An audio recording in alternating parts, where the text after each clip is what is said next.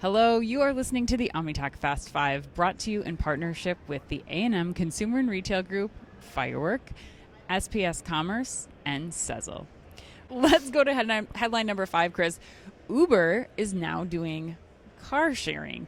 Yes. According to Motor Incorporated, shout out, I think that might be the first time we have had a Motor Incorporated. First and last, I'm guessing, Ann. Maybe not. Yeah, maybe You not. know, Maybe EV, not Motor EV's Incorporated. big. We could You see found this article. Where are you scanning Motor Incorporated? By I'm the not. way? I'm not scanning Motor Incorporated. Okay. This I heard on another business It's not in podcast. your regular routine no, to no, look no, up no, Motor no. Incorporated. Okay. Not yet. It but came your way through maybe, like a service. Maybe. Okay, Yes. all right. Okay. So Uber announced it will soon bring its car sharing service to North America after having offered it for a few months in Australia. It's going to be offered alongside the company's existing ride-hailing and food delivery services. Uber Car Share is what it's called. It will allow owners to rent out their vehicles when they don't need them. From the user's point of view, the Uber app will allow them to view available vehicles in their area, select one that fits their needs, and budget. Pickup and drop-off will then be arranged with the car's owner, which means that unlike traditional rental cars, users will likely not be able to take a car to a different city and leave it there. At least let's hope not. Fingers crossed, man. That would not be good.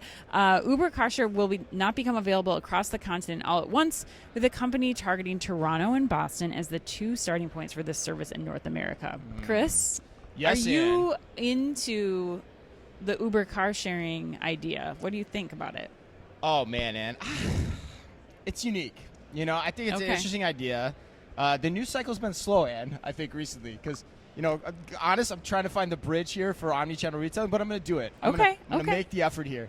I think it's a cool idea. Mm-hmm. Boston is a unique starting point to me. I mean, I remember one of the first, you brought up business school before. One of the first business school cases I ever read was on Zipcar, which was a car-sharing company that started in Boston. Yep. And it's a tough business model to make work. And so, you know, again, to me, so, you know, with that aside, the question is, what does it mean for commerce and retail? So I think the cool thing about this idea is that if it takes hold, it means more people have access to cars. Yes. More people have access to cars more cheaply, which means more people have disposable income, which means more people can get to places to shop and then spend more. So for that reason, I like it. I tied it together. Woo! Well, I think the difference between Zipcar and Uber Car Share, though, is that Zipcar were cars that were owned like by Zipcar. Yes. So that's you're removing that major point of capital investment here. You are, you're leveraging what people have that's sitting in their driveways, which is sitting in their driveway at work. It's a good portion of the time.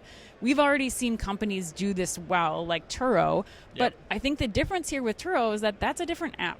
That's a new customer. You have to get on the app. And I think this move is brilliant for Uber. I do think there's some omnichannel tie-ins because I think about how much Uber's increased investment in their delivery, in their Uber Eats platform, they're in the ride-hailing platform, and you have people now already going to that app.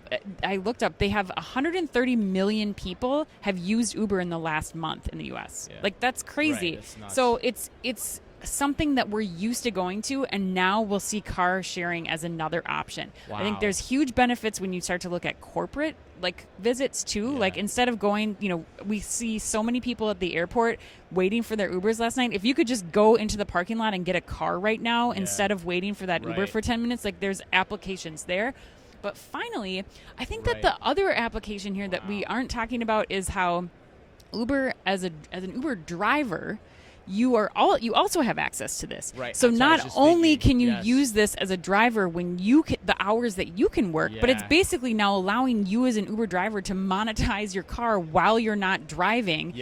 And so it's like what we've seen, with DoorDash and Uber trying to make these cars be on the road, doing things be as efficient as possible, be going as much as they can. Now you get full utilization of that vehicle for multiple drivers. Like, you have always on. There's no friction now for the Uber driver. The other part of this too, Em, that you made me think about, and then we can close it up, is like, this is going to make the labor shortage more challenging for retailers. Because now I can potentially be a gig delivery driver without even owning my own car. Exactly. And that's crazy. So that's going to make the workforce even more flexible.